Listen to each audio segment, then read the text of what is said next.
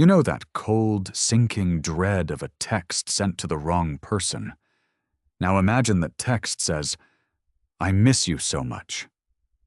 And the recipient isn't your ex. It's the billionaire CEO of the company you work for. A woman who routinely guts entire departments before her morning coffee. That's exactly what Liam did at 2 in the morning. He expected a termination letter. Instead, she cornered him in an empty boardroom, locked the door, and whispered 3 words that changed everything. The apartment smelled of stale Cheerios and burning electronics. Liam rubbed the heels of his hands into his eyes until sparks danced in his vision. The glow of his dual monitors was the only light in the living room, casting sharp blue shadows across the scatter of Lego bricks on the rug. It was 2:14 a.m. on a Tuesday. For the past 9 hours, Liam had been untangling a catastrophic failure in the primary database of Hayes Logistics, surviving on nothing but lukewarm tap water and the adrenaline of impending unemployment. He was a mid-level systems architect, a single dad, a man who measured his life in coffee cups and his daughter's shoe sizes. Chloe was 6, currently fast asleep in the next room, oblivious to the fact that her father was single-handedly keeping a $40 billion supply chain from grinding to a halt. His phone buzzed against the desk, a harsh, rattling sound. Liam jumped, his hand knocking over an empty mug. He snatched the phone. A text from his mother. "Is Chloe asleep? Did you figure out the work thing? We miss you guys." He exhaled a long, ragged breath, his shoulders dropping 2 inches. His mother lived 3 states away, and due to the crushing weight of his job, he hadn't seen her in 6 months. He missed her. He missed his dad. He missed the version of his life where he wasn't constantly vibrating with exhaustion. He unlocked his screen. His thumb hovered over the keyboard. His brain felt like it was packed with wet cotton. The database migration had required him to have the direct contact numbers of several executives on standby, including the CEO, Morgan Hayes. Her number had been added to his favorites list temporarily, right next to his mother's contact, which was simply saved as Mom. Morgan Hayes was a phantom in the office, a 34-year-old prodigy who had inherited a failing shipping company and turned it into an unassailable tech logistics empire. She was known for an icy demeanor, a wardrobe of impeccably tailored black suits, and a terrifying ability to spot weakness in a balance sheet from 50 feet away. Liam had spoken to her exactly once during a disastrous server crash a year ago. She had looked at him with dark, calculating eyes, asked if he could fix it, and when he said yes, she had simply nodded and walked away. Liam's heavy, sleep-deprived thumb tapped the screen. He opened what he thought was the message thread with his mother. He typed quickly, not looking at the name at the top of the screen, just letting the exhaustion bleed out of him. "I miss you too. So much. It's been a nightmare here tonight, but I'm surviving. Can't wait to see you." He hit send. The satisfying little swoosh sounded loud in the quiet apartment. He tossed the phone onto the desk, leaned back in his ergonomic chair, and cracked his neck. The database was finally stable. The migration was complete. He had saved the company from a multi-million-dollar bottleneck. He could finally sleep for 3 hours before Chloe woke up demanding dinosaur oatmeal. As he reached for the power button on his monitor, his phone screen lit up with a delivery receipt. Liam glanced at it. The blood in his veins turned to ice. The name at the top of the text thread didn't say Mom. It said Morgan Hayes, CEO, Emergency. Liam stared at the glowing rectangle. The world seemed to drop out from beneath his chair. He picked up the phone with trembling fingers, as if it were a live grenade. "I miss you too. So much. It's been a nightmare here tonight, but I'm surviving. Can't wait to see you." Delivered to the billionaire owner of his company. He jammed his finger against the message, desperately looking for an unsend option, but it was a standard SMS. It was gone. It was sitting on the encrypted $1,000 smartphone of a woman who fired vice presidents for typos in their quarterly reports. Panic, cold and sharp, pierced through his exhaustion. He stood up, pacing the small living room, stepping over the Legos. What was he supposed to do? Follow it up with, "Sorry, meant for my mom?" At 2:20 a.m.? That somehow felt worse. It felt pathetic. It highlighted how unprofessional he was, texting executives in the middle of the night. "Okay," Liam muttered to the empty room. "Okay, she's asleep. She has her phone on Do Not Disturb. She's a CEO. She gets 1,000 emails an hour. She won't even read it. She'll delete it. It's fine." He repeated it to himself until his breathing slowed. He turned off his monitors, crawled into bed, and stared at the ceiling until the sun came up, dreading the morning with every fiber of his being. The morning was a blur of burnt toast, missing left shoes, and rushing Chloe to her elementary school drop-off. By the time Liam swiped his badge at the gleaming glass turnstiles of Hayes Logistics headquarters, he felt like a dead man walking. His phone had remained violently silent all morning.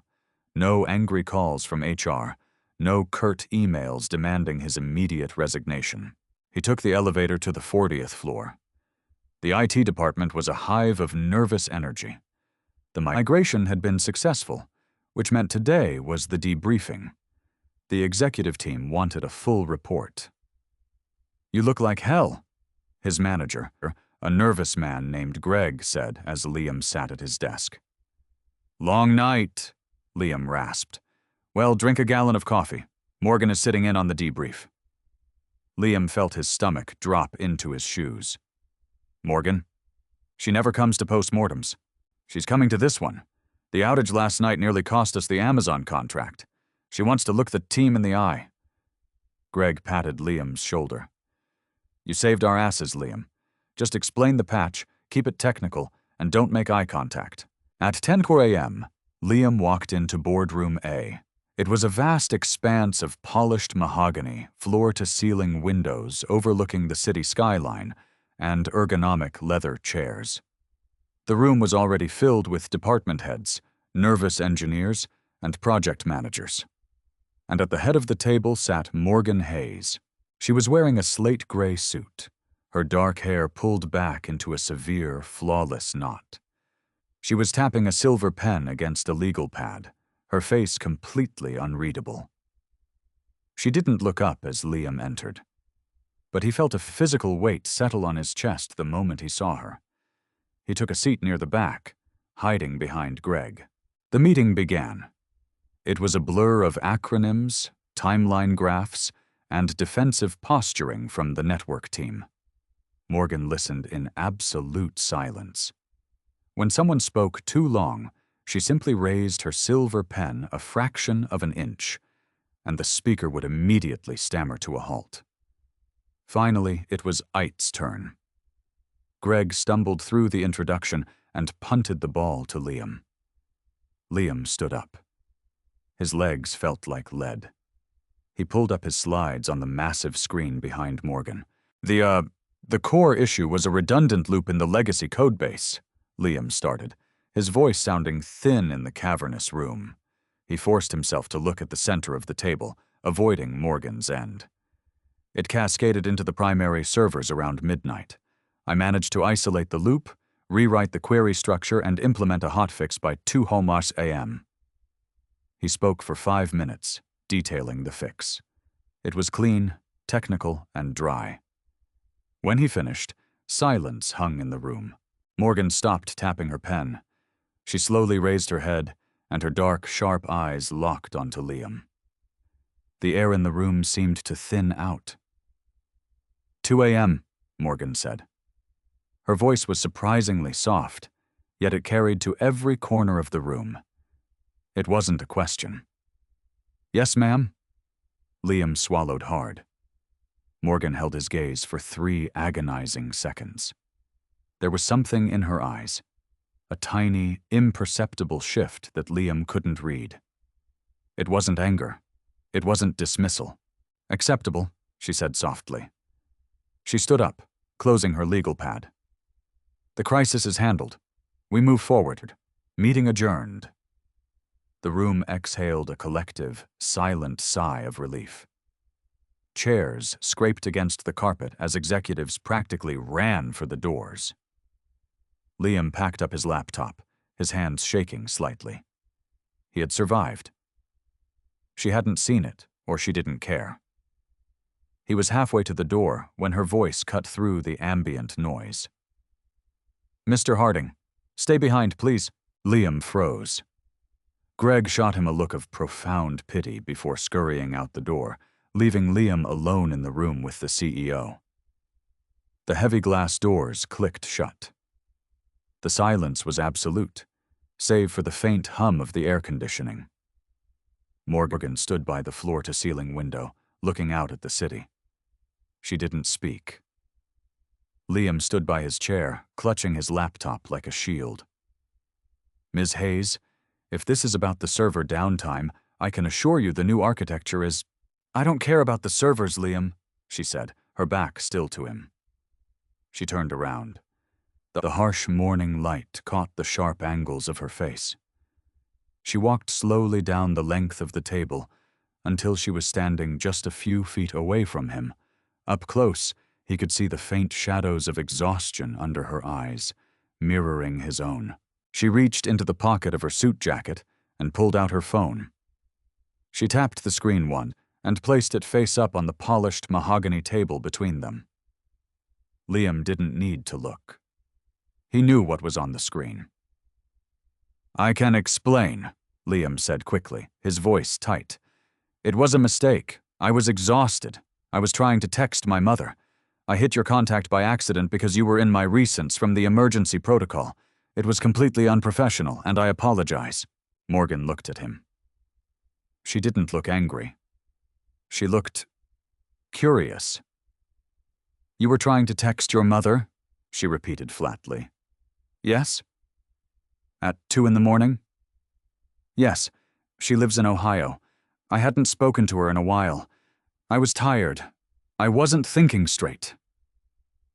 Morgan looked down at her phone, then back up at him. She took a half step closer.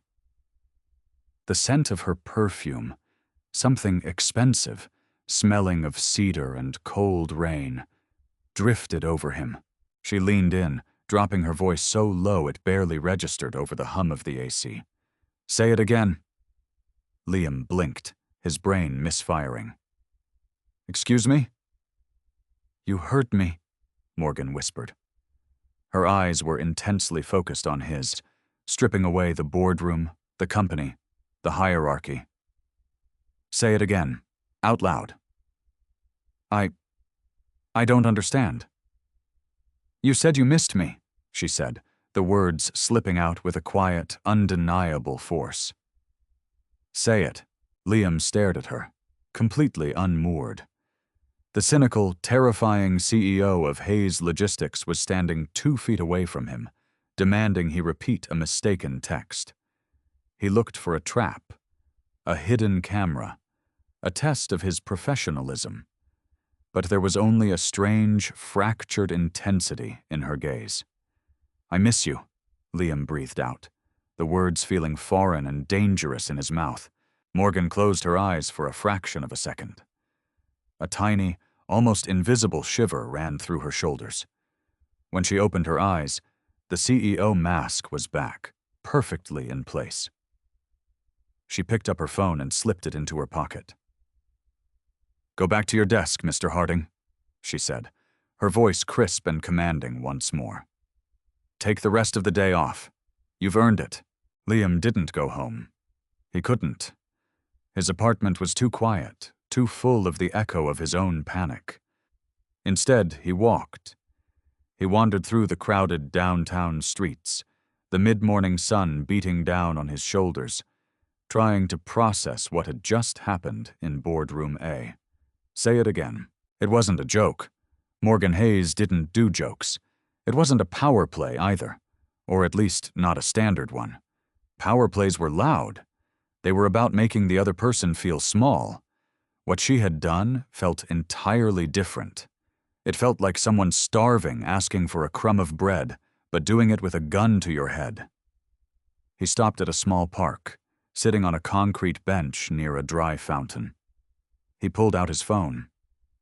He stared at the text thread. It was still there. A rational man would brush it off. A rational man would go back to his desk tomorrow, keep his head down, fix databases, and pretend the CEO of his company hadn't just exposed a bizarre psychological crack in her armor. But Liam wasn't feeling particularly rational. He was exhausted, he was lonely, and he was undeniably curious. At 2:00 p.m., his phone buzzed. Not a text, an email. Sender, Morgan. HayesLogistics.com. Subject, follow-up. Body, my office. 3:04 p.m. Use the private elevator in the east lobby. Liam stared at the screen. So much for taking the day off. At 2:55 p.m., he swiped his badge at the private elevator. It opened with a silent hum, taking him directly to the penthouse floor. The doors parted to reveal a minimalist, terrifyingly clean executive suite. A single assistant sat at a desk that looked like a piece of modern art. "Mr. Harding," the assistant said without looking up. "Go right in." Liam walked toward the heavy oak door and pushed it open. Morgan's office was vast, but unlike the boardroom, it felt deeply personal. The walls were lined with books. Real books, dog-eared and worn, not just decorative spines. A massive mahogany desk anchored the room, but Morgan wasn't sitting behind it. She was standing by a small coffee station in the corner, pouring black coffee into a ceramic mug. She'd taken off her suit jacket. Her white button-down shirt was rolled up at the sleeves, revealing a thin silver watch on her wrist. "Close the door," she said, not turning around. Liam pushed the heavy door shut. It latched with a solid final click. "Do you drink coffee, Liam?" she asked. It was the first time she had used his first name. "I've had enough today to kill a small horse, thank you," he said. Morgan let out a short, quiet breath that might have been a laugh. She turned around, leaning against the counter, holding her mug with both hands. She looked at him for a long, calculating moment. "You're confused," she stated. "I think that's a massive understatement, Ms. Hayes." "Morgan." Liam shifted his weight.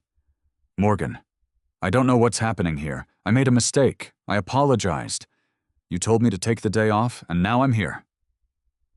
She walked over to a leather sofa in the center of the room and sat down, gesturing for him to take the armchair opposite her. He sat, feeling entirely out of his depth.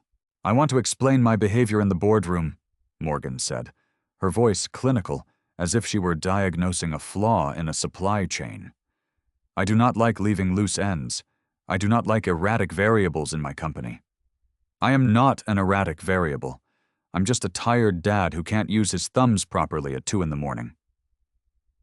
Morgan's eyes flicked to his. "A dad?" "Yes, a 6-year-old daughter, Chloe. She's the reason I need this job, which is why I am very anxious about whatever this is." Morgan looked down at her coffee mug, tracing the rim with her thumb. The silence stretched between them, heavy and thick. When she finally spoke, her voice lacked the metallic edge of the CEO. It sounded purely human. "Do you know how many people I talk to in a day, Liam?" "A lot, I'd imagine." "Hundreds," she said. "Board members, investors, politicians, sycophants. Do you know how many of them see me as a person?" Liam didn't answer. "Zero," she answered for him. "To them, I am a bank. I am a hurdle. I am a signature on a contract. I haven't had a conversation in 5 years where someone didn't want something from me. Money, access, power. Every text I get is a demand. Every email is a crisis." She looked up, meeting his eyes. The vulnerability in her gaze was jarring, like seeing a crack in a marble statue. "Last night," Morgan continued, her voice dropping to a near whisper. My phone buzzed at 2 in the morning. I assumed it was a disaster. I assumed a cargo ship had sunk, or the servers had permanently melted down. I opened the message, and it said, "I miss you too. So much." She stopped, taking a slow breath. For exactly 10 seconds, before my brain logically processed that it was a mistake, I felt something I haven't felt in a very, very long time. I felt like a human being. I felt like someone somewhere actually gave a damn about me. Liam felt a knot form in his throat. He looked at this woman, a billionaire, a titan of industry, and saw the profound, crushing loneliness radiating off her. "It was a fantasy, obviously," Morgan said, her tone hardening slightly, the armor snapping back into place. "I checked the sender. I saw it was you. I deduced it was an error. But those 10 seconds—" She looked away, staring out the window at the sprawling city below. "They were quiet. I wanted them back. That's why I asked you to repeat it." Liam leaned forward, resting his elbows on his knees. He didn't see the CEO anymore. He just saw a person who was drowning in plain sight. "It wasn't a power trip," Liam said quietly. "No." Morgan looked back at him. "It was a moment of weakness. And I don't do weakness." "Everyone has moments of weakness, Morgan. You run a $40 billion company. You're allowed to want someone to text you just to say hello." She let out a dry, cynical laugh. "Billionaires don't get hello texts, Liam. We get invoices." Liam looked down at his own worn shoes, then back up at her. He thought about his messy apartment. He thought about Chloe's sticky hugs and the chaotic, exhausting, beautiful reality of his life. He had nothing in common with the woman sitting across from him, but he knew what it was like to feel isolated. He reached into his pocket, pulled out his phone, and unlocked it. He tapped the screen a few times, deliberately and carefully. A second later, Morgan's phone buzzed on the coffee table. She frowned, looking from her phone to Liam. She reached out and picked it up. She swiped the screen. Liam watched her eyes track the short message he had just sent. "Hello, Morgan. You did a good job today." Morgan stared at the screen for a long time. The harsh lines of her face softened. She didn't smile, not exactly, but the tension in her jaw uncoiled. She looked up at him. "What are you doing, Liam?" "I'm establishing a baseline," Liam said, his voice steady. "I'm not a sycophant. I don't want your money. I just want to keep my job, write good code, and go home to my kid.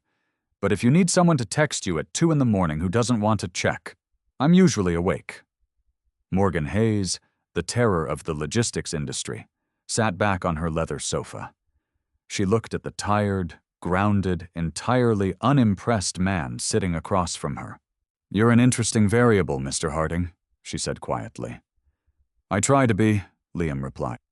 "Keep your phone on," she said, picking up her coffee. "I might hold you to that."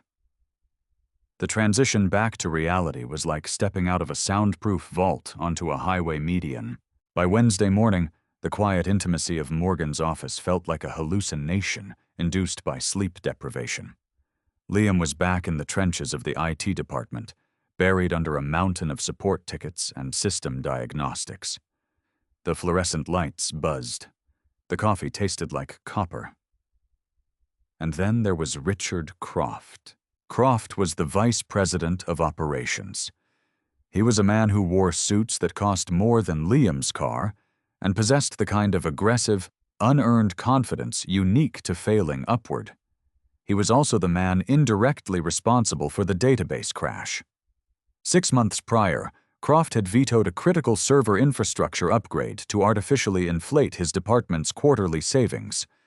Now, he was desperate to pin the resulting near disaster on someone else. Liam was sitting at his desk, deep in a line of code, when Croft's shadow fell over his monitors. "Harding," Croft barked. He didn't say it like a name. He said it like a symptom. Liam took his hands off the keyboard and slowly swiveled his chair. "Mr. Croft, I just got out of a preliminary review with the board regarding Monday night's little circus," Croft said, adjusting the cuffs of his tailored shirt. "The narrative being spun is that your team acted heroically. I, however, am looking at the incident report, and I see a catastrophic failure in response time. 2 hours of downtime is unacceptable. The legacy code loop was deeply embedded," Liam explained, keeping his voice carefully neutral. "We isolated and patched it faster than the vendor's own SLA dictates. I don't care about the vendor. I care about optics." Croft leaned down, resting his knuckles on Liam's desk. He smelled of expensive cologne and peppermint. "I am formally recommending a restructuring of the IT department, outsourcing the database management to a firm in Bangalore. It will cut costs by 40% and eliminate domestic incompetence." Liam felt a familiar, cynical anger tighten his chest. Greg, his manager, had a new baby at home. Half the team were fighting just to keep up with inflation. Croft was going to gut them to cover his own tracks.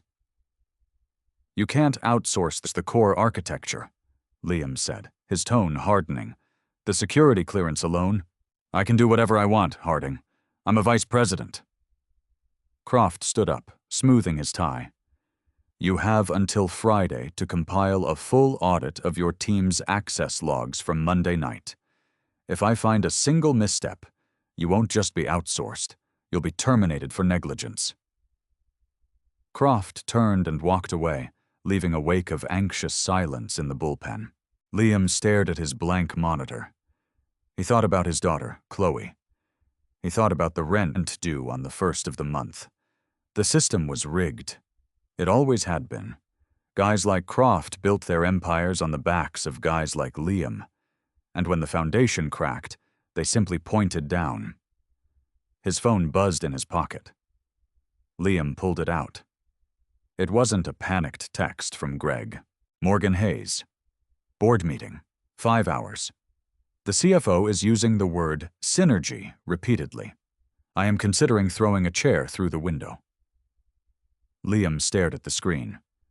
The sheer absurdity of the message, juxtaposed with the threat he had just received, made him let out a short, hollow laugh. He typed back. "Liam, don't throw a chair. It's a liability nightmare for HR. Throw a stapler. Much easier to classify as an accidental slip." He watched the little typing bubbles appear almost instantly. Morgan Hayes. "Noted. How is the trenches?" Liam hesitated. He could tell her about Croft. He had a direct line to the CEO. He could bypass the entire corporate structure and blow the whistle. But he knew how that played out. If he ran to Morgan to fight his battles, he was just another sycophant begging for a favor. He had to beat Croft on the merits, not through back-channel nepotism. "Liam, standard procedure, trying to keep the lights on." Morgan Hayes. "Good. Keep your phone close tonight." Liam slipped the phone back into his pocket. The knot of anxiety in his chest hadn't vanished, but it felt different now. Less paralyzing.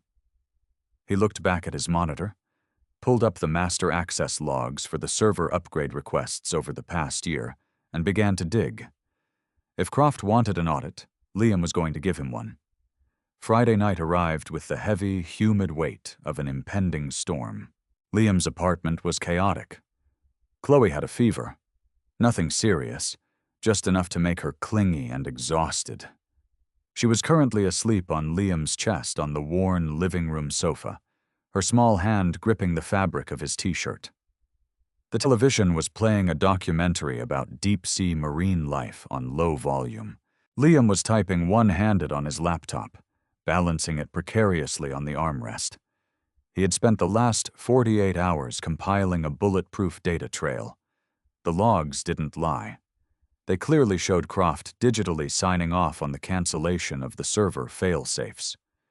The VP had traded operational stability for a $300,000 performance bonus. His phone vibrated on the coffee table. He reached for it carefully, trying not to wake Chloe. Morgan Hayes. "Are you awake?" It was 10:30 p.m. Liam. Yes. Daughter has a fever. We are currently watching a squid eat a crab. There was a pause. 2 full minutes passed. Morgan Hayes. I am at a charity gala for the pediatric wing of Memorial Hospital.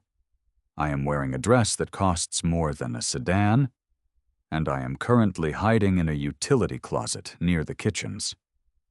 Liam blinked, a genuine smile cracking through his exhaustion.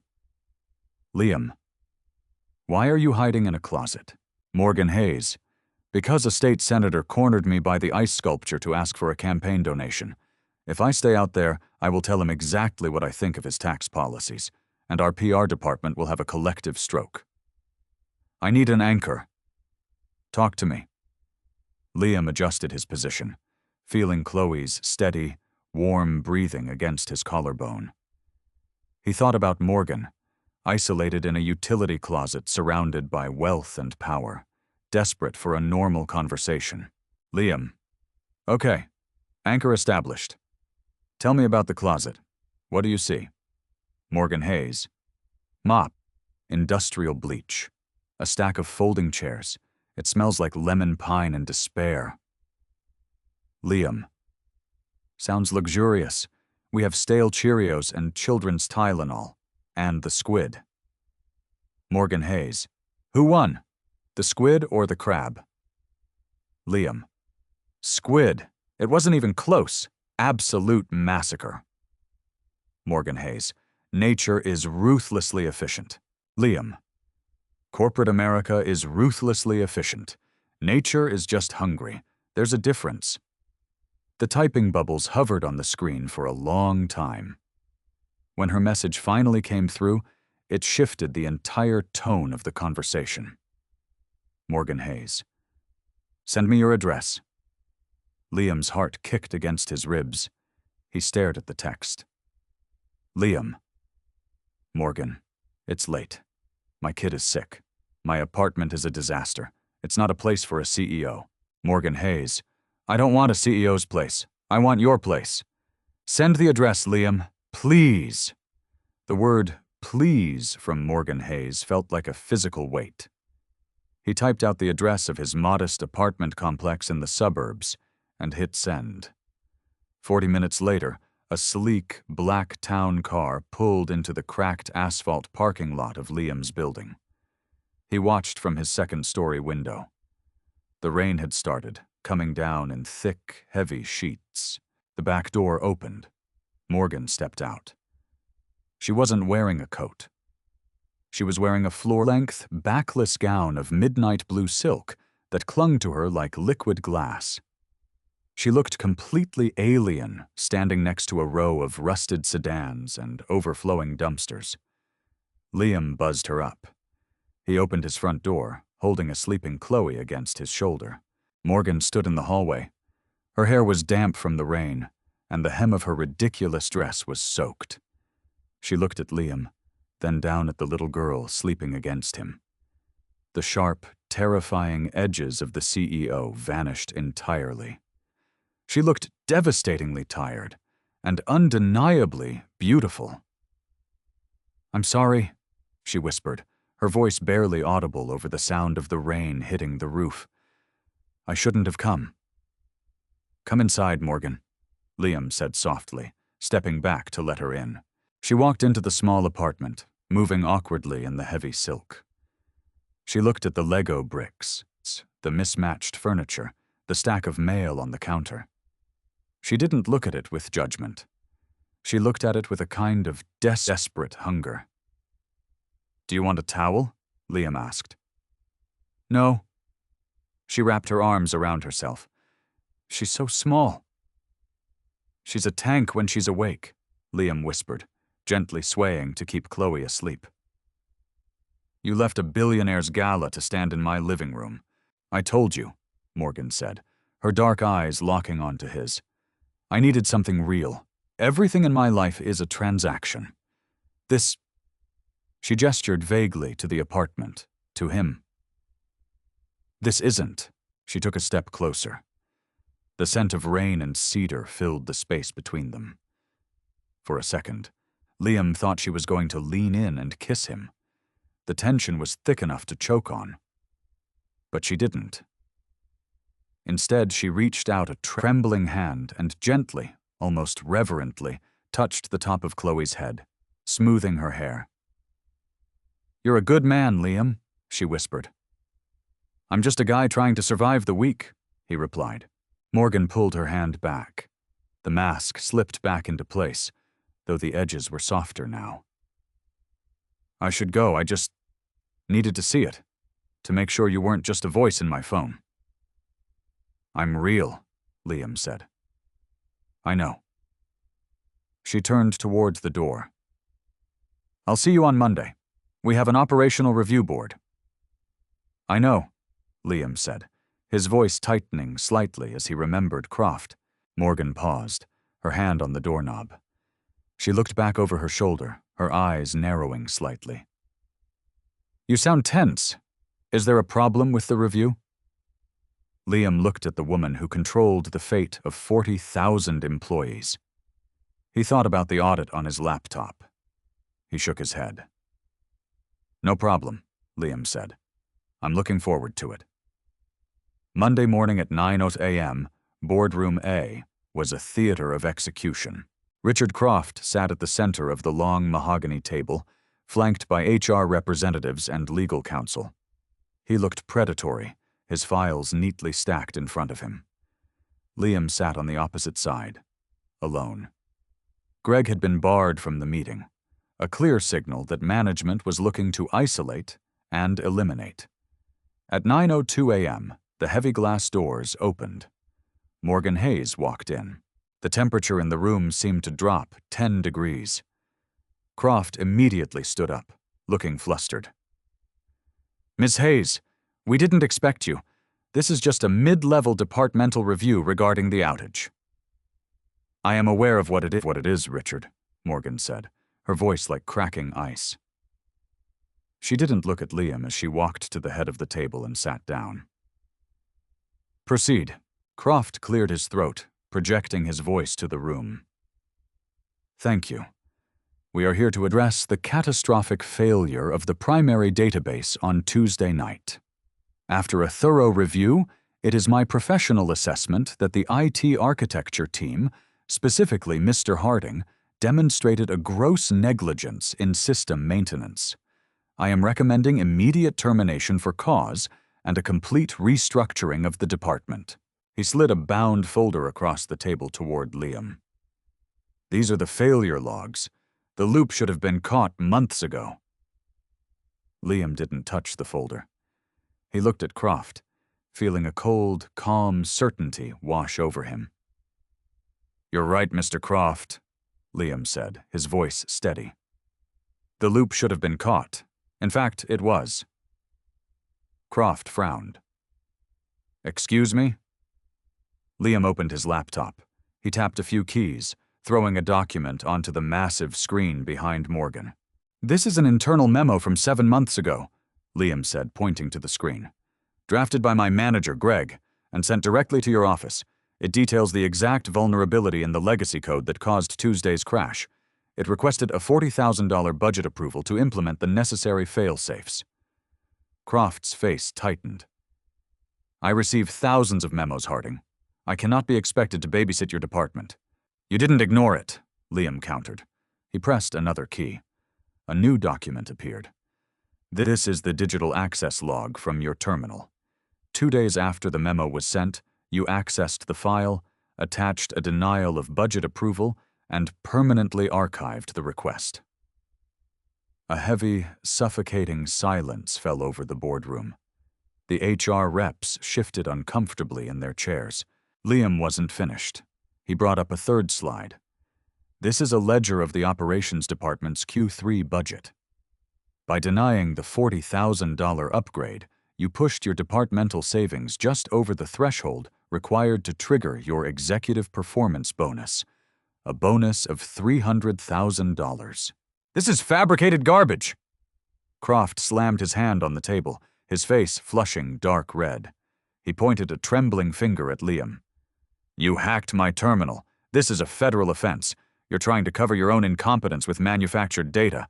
The data is pulled directly from the encrypted master server, Liam said quietly. It's time-stamped and immutable. You sold the company's operational stability for a bonus, Richard. And when the bill came due, you tried to fire my team to bury the evidence. Croft looked wildly around the room, realizing the trap had closed. He looked at Morgan. Morgan, Ms. Hayes, you cannot believe this low-level engineer over your vice president. He's cornered. He's lying. Morgan had been sitting in absolute, terrifying stillness throughout the exchange. She slowly picked up her silver pen and tapped it once against her legal pad. The sound was like a gunshot in the quiet room. She turned her gaze slowly to Croft. I despise incompetence, Richard, Morgan said, her voice dropping to a low, lethal register. But I can tolerate it if it is paired with loyalty. What I cannot tolerate is a coward. Croft swallowed hard, sweating through his expensive suit. Ms. Hayes, you compromised the infrastructure of a $40 billion logistics network to pad your own wallet, she continued, standing up. And then, instead of taking accountability, you attempted to destroy the livelihood of the men who spent their night fixing your mess. She looked at the HR representatives. Mr. Croft is terminated immediately, for cause. Escort him to his office, supervise the clearing of his desk, and ensure his security badge is deactivated before he reaches the lobby. I want our legal team to review the terms of his bonus for immediate clawback. Croft opened his mouth to argue, but the look in Morgan's eyes killed the words in his throat. He looked destroyed. He stood up, his arrogance completely shattered, and let the HR reps lead him out of the room. The heavy doors clicked shut behind him. Liam sat back in his chair, exhaling a breath he felt like he'd been holding for 3 days. He had done it. He had protected his team. The system wasn't entirely rigged. Not today. Morgan remained standing at the head of the table. She looked at the remaining legal counsel. Leave us.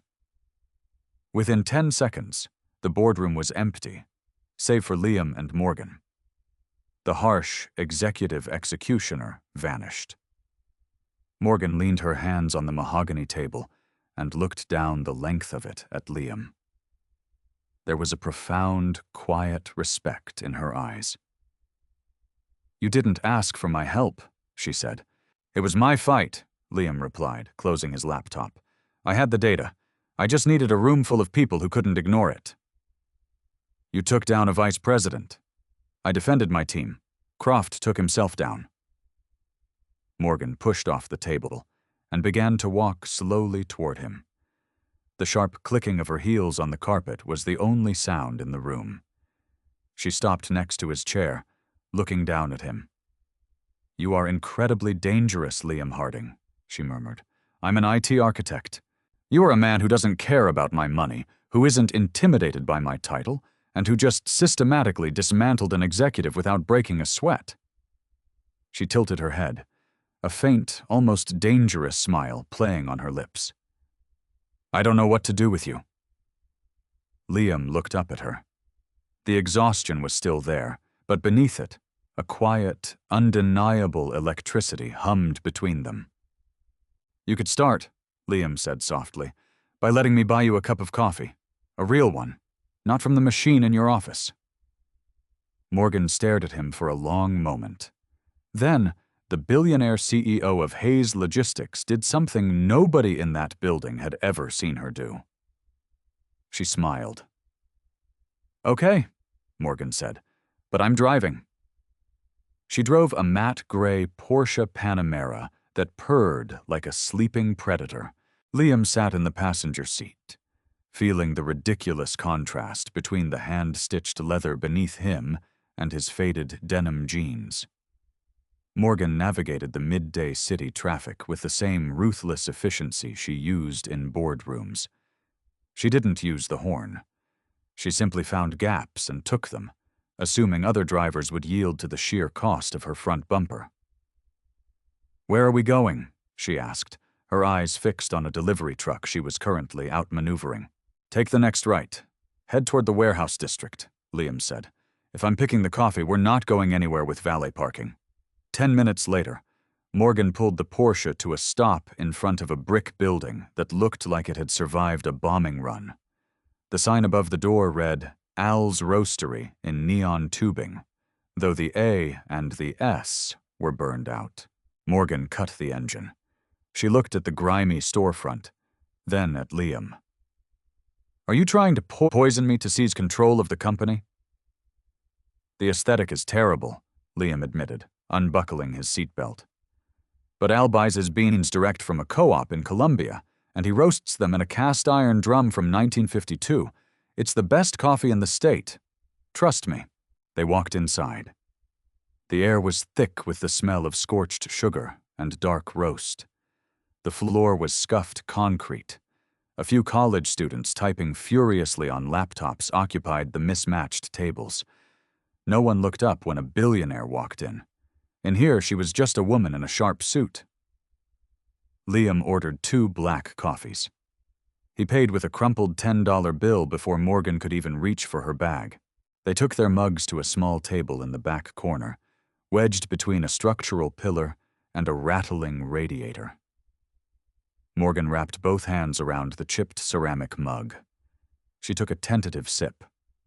Her eyebrows shot up. She took another, longer sip.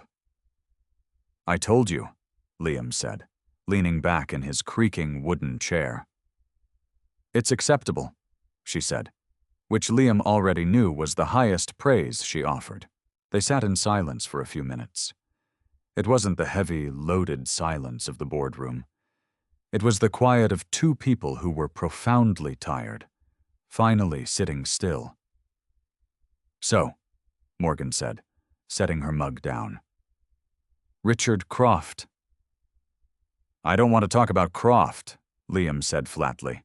"I spend 60 hours a week dealing with Hayes Logistics. I'm off the clock." "I own Hayes Logistics, Liam. It's not a job for me. It's my name on the building. It's my entire life." "It doesn't have to be." "Yes, it does." She crossed her arms, leaning forward slightly. "My father built it from a single freight truck. When he died, the board tried to carve it up and sell it for scraps. I was 26. I spent the next 8 years gutting the executive suite and rebuilding the supply chain just to keep the vultures from taking my family's legacy. If I stop paying attention, even for a second, someone like Croft tries to burn it down for a bonus." Liam looked at her. He saw the iron-clad armor she wore every day. He also saw how heavy it was. "That sounds exhausting," he said quietly. "It is." Morgan looked away, staring at the scarred wooden table. "I don't have friends, Liam. I have strategic alliances. I don't have hobbies. I have quarterly projections. When you texted me, it was the first time in nearly a decade someone spoke to me without calculating my net worth first. It was an accident. I know." She looked back at him, her dark eyes piercing. But everything that happened after wasn't. Liam shifted in his chair. The proximity of her was overwhelming. The stark contrast between the ruthless CEO who had just fired a man without blinking and the woman sitting in a dingy coffee shop looking for a lifeline was dizzying. "What happens now, Morgan?" Liam asked, keeping his voice grounded. "We work together. You're the CEO. I'm an IT architect. The HR manual alone would spontaneously combust if they knew we were having coffee." "I write the HR manual," she stated simply. "That's not the point. You live in penthouses and go to charity galas with state senators. I clip coupons for dinosaur-shaped chicken nuggets and pray my transmission holds out until tax season. We don't fit." "I don't care about fitting," Morgan said, her voice dropping to that low, intense register. "I care about what works. And right now, sitting here with you, in a place that smells like engine oil and burned beans, my chest doesn't feel like it's going to cave in. That works for me." She reached across the table. Her fingers, cool and smooth, brushed against his knuckles. A jolt of pure electricity shot up Liam's arm. "Don't run away from this because of a tax bracket, Liam," she whispered. Liam looked at her hand resting on his. He turned his palm up, his calloused fingers interlacing with hers. He squeezed gently. "I'm not running," Liam said, "but you need to understand something. Chloe is my priority. My life is chaotic. It's messy. If you step into it, you step into the mess." Morgan's lips curved into a faint, genuine smile. "Mr. Harding, I specialize in logistics. I can handle a little mess." Handling the mess was easier said than done. 2 weeks passed. They were careful. There were no more dramatic boardroom showdowns or private elevator rides during business hours. Their connection lived in the quiet spaces. Late-night texts when Chloe was asleep. A stolen lunch in a deserted wing of the building. A Friday night where Morgan ordered Thai takeout and ate it cross-legged on Liam's faded living room rug, while Chloe showed her how to build a Lego spaceship. For 14 days, it felt like a secret universe built just for them. Then, the real world broke the door down. It started on a Wednesday. Liam walked into the IT bullpen and immediately felt the shift in air pressure. Conversations stopped. Heads turned. Greg, his manager, wouldn't make eye contact. By noon, Liam knew why. A blind item had been published on a prominent financial gossip blog.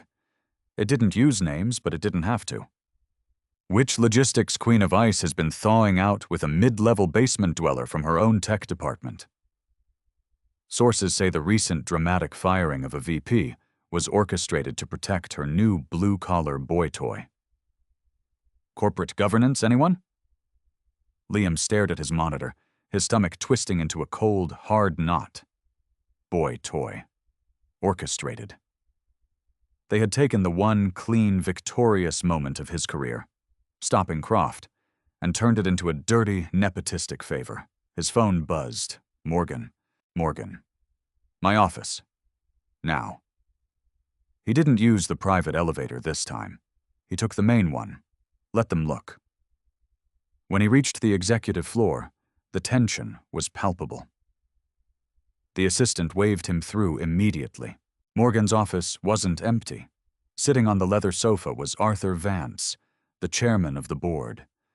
He was a man in his late 60s, with a silver mane of hair and eyes like chipped flint. He was the only person in the company who could mathematically challenge Morgan's authority. Morgan stood behind her desk. She looked furious. "Liam, come in," she said, her voice tight. Arthur didn't stand up. He looked Liam up and down, taking in his untucked button-down and scuffed boots. His lip curled slightly. "So this is the systems architect," Arthur said. His voice was smooth, cultured, and dripping with condescension. "Mr. Harding, you've caused quite a stir." "I fix servers, Mr. Vance," Liam said evenly. "I don't cause stirs. The blog post says otherwise." Arthur turned his attention back to Morgan. "Optics, Morgan. We are 2 weeks away from closing the merger with Pacific Freight.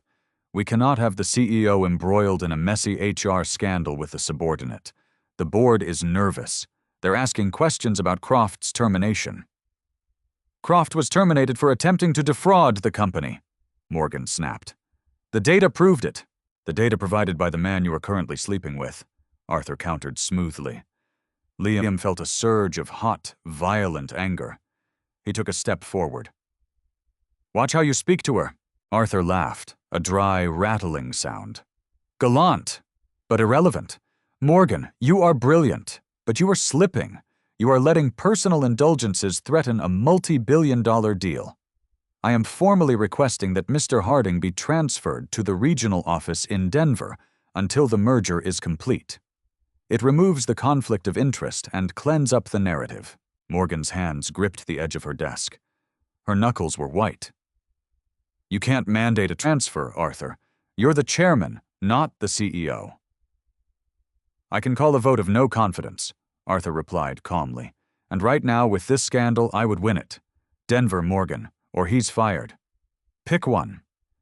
Arthur stood up, buttoned his suit jacket, and walked out of the office without looking back. The heavy oak door clicked shut. Silence rushed into the room, thick and suffocating. Morgan stared at the closed door, her chest rising and falling rapidly. The armor was back on, bolted tight. "I'll fight him," she said, her voice trembling with suppressed rage. "I have enough leverage on 2 of the board members to swing the vote. I just need a week to compile the financials." "Morgan, stop." Liam's voice was quiet. It cut through her panic like a knife. He walked over to the desk. He looked at the woman who had sat on his floor eating pad thai. She looked terrified, not of losing the company, but of losing the control she had spent her life building. "They're going to use me to tear you apart," Liam said. "They're going to dig into my life. They'll find my ex-wife. They'll find my custody agreement. They'll put cameras outside Chloe's school to get a picture of you. I can hire security. I can fix it. You can't fix this with money, Morgan." Liam leaned his hands on her desk, bringing his face level with hers. "I told you. I am a dad first. I will not let my daughter become collateral damage in a corporate boardroom war." Morgan's breath hitched. "You're quitting." "I'm protecting my kid," Liam said, the words tasting like ash in his mouth. "And I'm protecting you. If you fight Arthur on this, you risk the company, your father's company. I'm not going to be the reason you lose everything you built." "Liam, please." The CEO was gone. It was just Morgan now, desperate and breaking. "Don't do this. I ordered you to stay." "I don't take orders from you anymore," Liam said softly. He reached out, touching her cheek one last time. Her skin was cold. He pulled his hand back, turned around, and walked out of the office. By 4 p.m., his desk was packed into a single cardboard box. By 5 p.m., his badge was deactivated.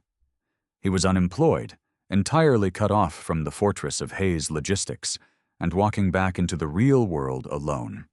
2 weeks felt like 2 years. Liam found contract work quickly. Good architects were always in demand. But it felt hollow. His apartment was too quiet. The rhythm of his days was broken.